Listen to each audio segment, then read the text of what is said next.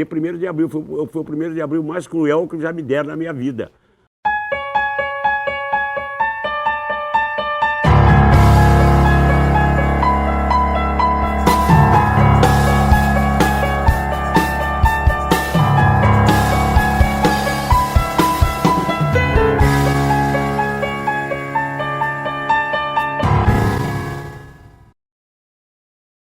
Essa história do golpe é uma história até muito triste para contar, mas porque o caso é o seguinte, eu saí daqui em 64 para trabalhar na Marinic Veiga, no Rio de Janeiro. Eu trabalhava no diário, tinha um amigo que estava trabalhando na frente da legalidade lá, na Rádio Marinic Veiga, né?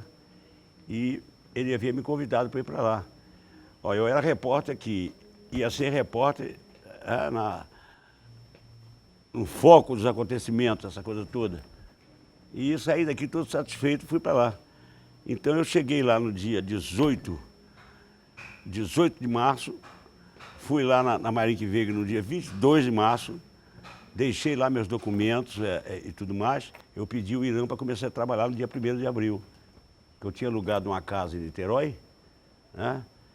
Então precisava esperar chegar as coisas, arranjar a casa para trabalhar no dia 1º de abril. Ele concordou.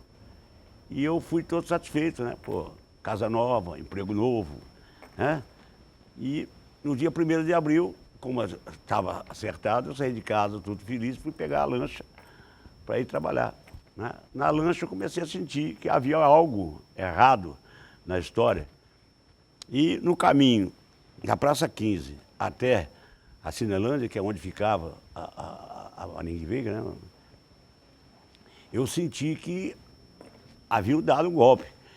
Mas mesmo assim eu fui até a porta da Marinic Veiga. Aí quando eu cheguei lá, o Irã Aquino, que havia me contratado, estava ele estava descendo do elevador, literalmente amarrado de cordas, aquelas cordas amarelas que serviam de ligação de cortinas, aquela coisa, literalmente amarrado de corda, foi pego assim pelos fundilhos, jogado dentro do camburão da Marinha, certo? Quando eu vi aquilo, me apavorei e falei, meu Deus do céu. Aí eu acho que eu voltei na mesma lancha. Ligava o rádio, estava prendendo gente, estava prendendo gente, e era gente presa daqui, gente presa dali. Como eu tinha meus documentos presos lá na Marinic Veiga, presos não, estavam lá para... Eu calculei, vou entrar em cana também, né? A partir dos anos 70 é que começaram a acontecer as coisas mesmo, quer dizer, começou, de uma certa maneira, a preocupar ao governo as atividades que estavam sendo levantadas para derrubar o esquema, né? O governo não se preocupava com o jornal, porque o jornal já era dominado naturalmente pela situação. Se fosse o governador que tivesse, dono do diário, que tivesse no governo, certo? O diário ia andar por caminhos que o governador dissesse. Se fosse outro, a Gazeta ia fazer a mesma coisa. E todos os dois eram do governo. Todos os dois pertenciam ao mesmo esquema, né? Por exemplo, aqui em Vitória, nas capitais menores, eles não se preocupavam em colocar um censor lá.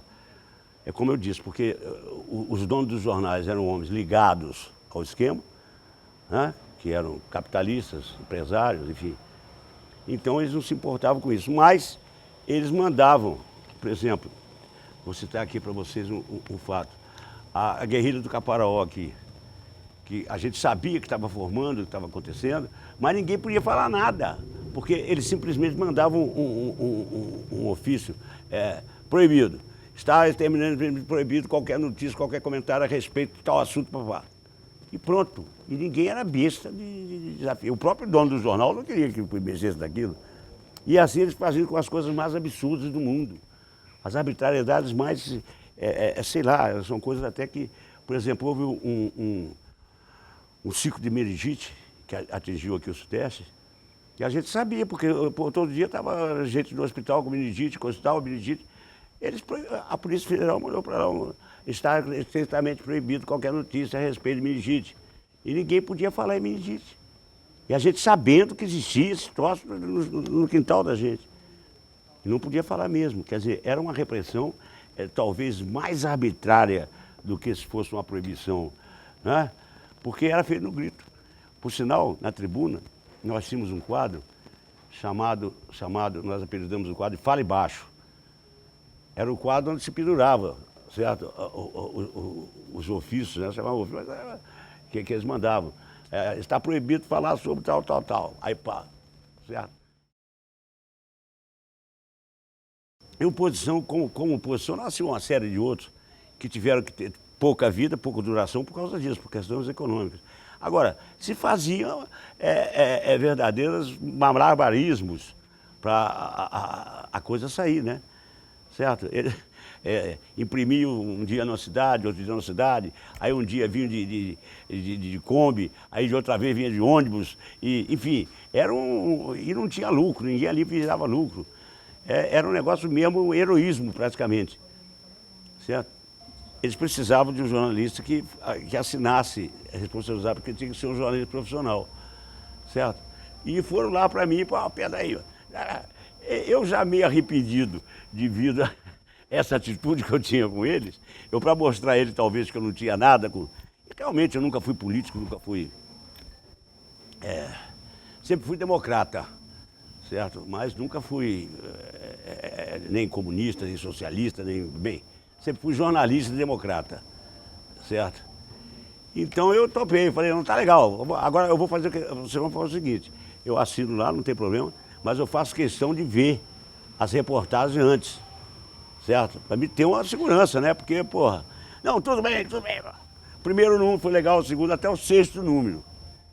No sexto número eu já estava confiando neles, certo? E achei meio estranho deles não terem ido levar o jornal lá para me ver. E aconteceu um fato que me colocou numa camisa de 11 varas. É que eu tinha o prefeito Setembrino Pensari, que era prefeito da cidade na época, ele era meu amigo. Eu comecei a trabalhar, no tempo que eu trabalhei no Diário como boy de redação, ele era diretor de redação lá, a gente era amigo, nós sempre fomos. E eu tinha ido a uma festa na casa dele, nós passamos lá batendo papo, enfim, aquela velha guarda, né? Toda batendo papo, conversando. Pô, no outro dia de manhã, rapaz, que eu pego o jornal que eu vou ver no Opinião, meu irmão, Setembrino, rato de pá. Pô, se esses caras tivessem me avisado, eu não teria ido lá, certo?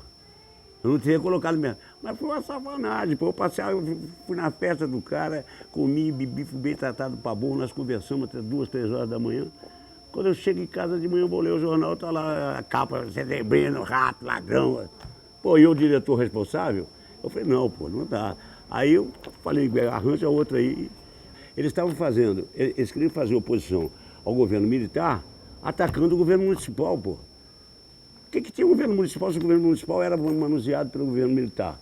Eles tinham que fazer o que o jornal Movimento fez e o Opinião fez, quer dizer, procurar os assuntos que realmente incluíam a atividade do governo central. Mas eles eram pequenininhos aqui, não tinha negócio de computador, certo? Você se esquece que aqui no Espírito Santo, pô, um punhado de jovens nossos aqui foram presos, foram torturados e de uma certa maneira até, inclusive colegas que trabalhavam com o Everson Guimarães, por exemplo, é um exemplo disso, trabalhava comigo na tribuna, foi preso, foi para a Mira Leitão, enfim, uma série deles, certo? Eu tô contando como que a gente fazia para poder fazer o jornal, certo? Eu só vi de perto mesmo as consequências, as sequelas do golpe militar, eu só vi mais de perto aqui no Espírito Santo, porque eu convivi mais no Espírito Santo. Mas a mídia já informava a gente dos absurdos que eram feitos aí pelo Brasil afora, né? No Nordeste, aquele pessoal do Gregório Bezerra, o pessoal do Arraiz, no Rio Grande do Sul, enfim, em todo canto do Brasil, a imprensa, a mídia já publicava. Se bem que às vezes, comia um pouco de maçã para publicar. E publicava maquiado da forma que eles queriam, quando eles não podiam esconder mais. O caso de Marighella, certo? Vamos mais Vladimir Herzog, certo? O povo todo engoliu o que ele tinha suicidado, pô. E quem é que quer dizer que ele não tinha se suicidado? Eu sabia, porque ninguém se enforca com o pé no chão. Esse negócio de dizer que se enforcou com o pé no chão é mentira. Porque enquanto o cara tiver um apoiozinho, ele não vai ficar com o pé no chão. Certo? O cadáver dele estava lá dobrado, as pernas no chão e ele enforcado. Quer dizer, todo mundo viu isso, não foi só eu. E eu sempre fui por essa ideia. É aqui, é na trincheira do jornal, é denunciando esses bandidos, é mostrando que a gente vai conseguir isso. E realmente conseguimos mesmo. Certo? Não foram eles lá lutando, dando tiro e papai morrendo lá na... Pô, o outro sai lá com um montão de fuzil, vai morrer lá no meio da caatinga da Bahia igual um rato. Tá certo, heróico, muito bem, muito bonito. Mas o que ele fez de positivo para derrubar o estado de coisa, para derrubar a ditadura? Se bem que ela não foi bem derrubada, ela foi diluída, né? Mas graças ao trabalho de pessoas como o Teotônio Vilela, como o Ulisses, que não usaram armas. Eles talvez tenham usado a ganância do poder, né? Que era bandido brigando contra bandido, mas não é, certo? E com um movimento feito pelos jovens que não usaram armas, certo? A Tropicália teve uma influência tremenda nas mudanças de costumes desse país. Certo? Chico Buarque de Holanda, que é mais do que Chico Buarque de Holanda fez para ridicularizar a Redentora, ao ponto de a gente ficar rindo, e eles achando, pô, esse cálice do Chico Buarque, cálice, pai, cálice, quer dizer, eles deixaram passar. E isso é uma vitória para a rapaziada que entendia da coisa e sabia como brigar. Entendeu?